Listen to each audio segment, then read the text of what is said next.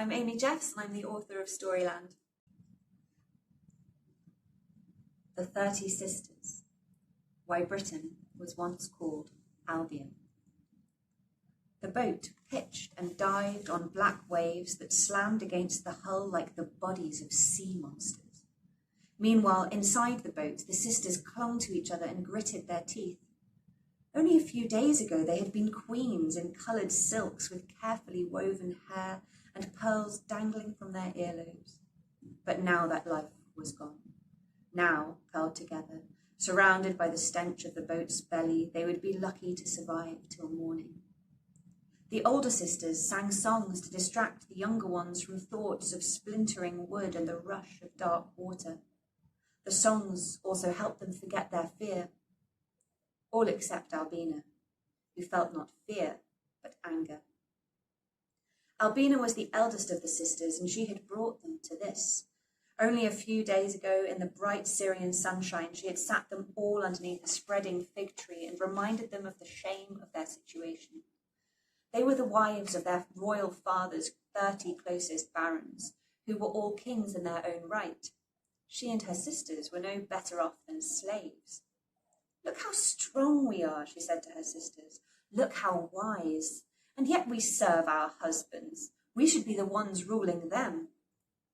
Then Albina told her sisters to kill their husbands tonight when they've fallen asleep.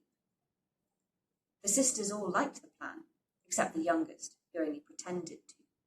She secretly loved her husband and did not want him to die. When she went to bed that night, she told him straight away what Albina had said. They went to her father and told him everything. Without delay, the king seized his daughters and had them all stand trial. Their guilt was obvious, their protests pointless in the face of the treason they had been ready to commit. The king kept his youngest daughter back, but the rest of his daughters were taken to a harbour where his guards threw them into the hull of a boat without a rudder. As the vessel was cut free, the wind filled its sails and carried them away. They sat in the dark as the hours passed, listening to the winds rising, the rain starting to fall, and the waters beginning to churn. The storm continued for 3 nights, but when the 3rd morning dawned, the sisters awoke to the sound of waves breaking on the beach and gulls laughing on the breeze. Following Albina out of the hull and into the daylight, the women found their boat had washed up on a beach that ran between the sea and cliffs of pure white stone. Albina, so determined to be first on land that she forgot how weak the journey had made her, jumped over the rails of the boat. As soon as her feet touched the shingle, she picked up a handful of stones. Then she strode off up the beach. Behind her, her sisters dropped, one by one, from the stranded vessel. They stumbled over the rocks after Albina, who had reached a path leading up to the headland. From there they made for a forest and found blackberries. Elsewhere there were pears, chestnuts, and wild garlic. They ate hungrily, then they slept. Slowly, their strength returned. In the days and weeks that followed, they began to explore. They wandered far and wide, but nowhere, not in forests or valleys, plains or mountains, did they find a plume of smoke or a human footprint.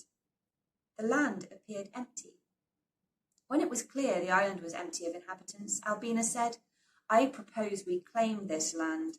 I propose you name me queen. If you object, then you should tell me now."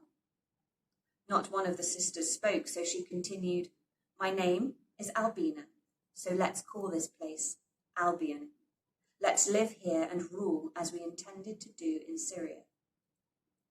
Now that they were sure they would not find anyone else to help them, the sisters knew they must learn to thrive. There had never before been anyone in Albion to hunt the birds, animals, and fish, so the skies, forests, and rivers were teeming with life. What the sisters knew of working fibres from childhood hours weaving cloth, they applied to making nets from the stems of nettles, as well as rope and baskets. What they knew of courtly hunting, they applied to catching hare and deer, and they fashioned snares to trap their prey. What they knew of sewing and fine leather work, they applied to making supple and warm clothes in which they could run, hunt, and sleep. Over the years, they worked, devised, invented, and grew strong.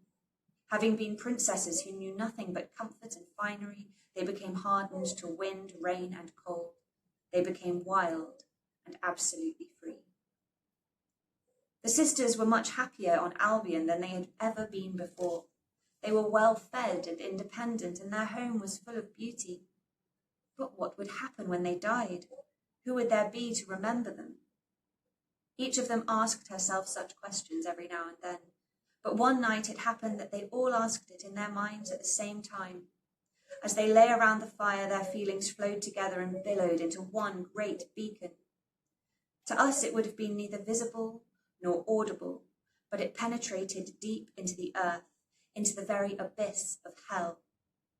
There it attracted the attention of demons. They rose to the surface of the earth and found the women sleeping. When the sisters woke up, they were pregnant. 9 months later, a race of giants, half human, half demon, was born.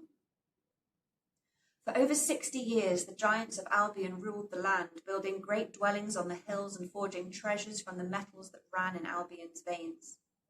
They were private creatures who preferred solitude in hollows and hills to the company of others, but they were also proud of their queenly mothers and would defend Albion to the last.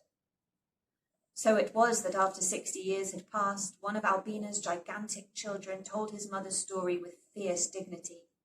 He staked his claim to the land, even though the ropes that now bound him crushed his great knees against his chest and clamped his fists over his massive swivelling eyes.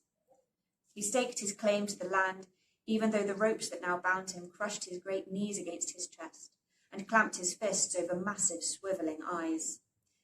He was a prisoner of the Trojans, and the corpses of his kin were strewn along the coast. His name was Gog Magog.